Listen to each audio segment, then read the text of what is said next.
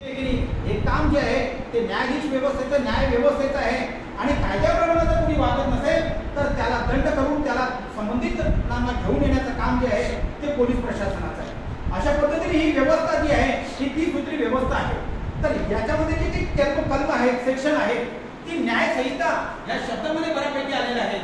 आमचे जे कलिग्स आहेत ते तुमच्यापर्यंत हा जो कागद आहे की कोणत्या कोणत्या सेक्शनमध्ये कलमांमध्ये बदल झाला आहे हा तो तुमच्यापर्यंत येईलच। परंतु सर्वात महत्त्वाचं काय आहे की लोकांना अतिशय सुलभ स्पीडी आणि त्वरित आणि जलद आणि कमी पैशामध्ये खरं म्हटलं म्हणजे लोक अदालत त्याचं एक माध्यम आहे की पैशाची गरज नाही।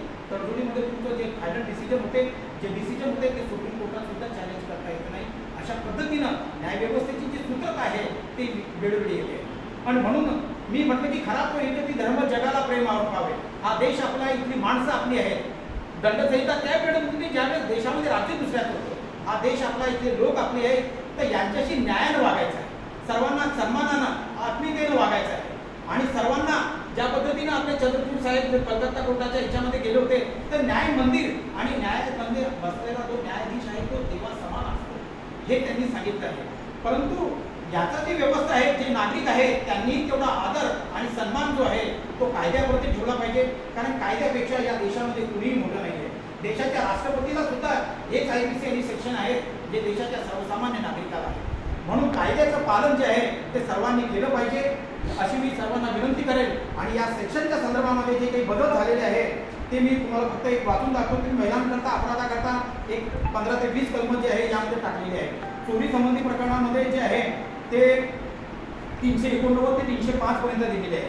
त्यानंतर फौजदारी पात्र न्यायभंग संबंध जे आहे ते 406 पासून ते 406 408 409 पर्यंत कलम जे आहे ते टाकलेले आहे। अशा पद्धतीनं जे सेक्शन्स आहेत त्यांची जे सिस्टीम आहे ती थोडी प्रमाणाने बदललेली आहे। परंतु त्यामध्ये जे गांभीर्य आहे ते तेवढ्याच मोठ्या प्रमाणावर आहे आणि काही ॲडिंग झालेलं आहे। तर ते आमचे जे वकील साहेब आहेत ते त्यांच्या लेक्चरमधून घेतीलच। तहसीलला जायचं आहे त्यामुळे मी आपली सर्वांची रजा घेतो न्यायाधीश साहेबांची रजा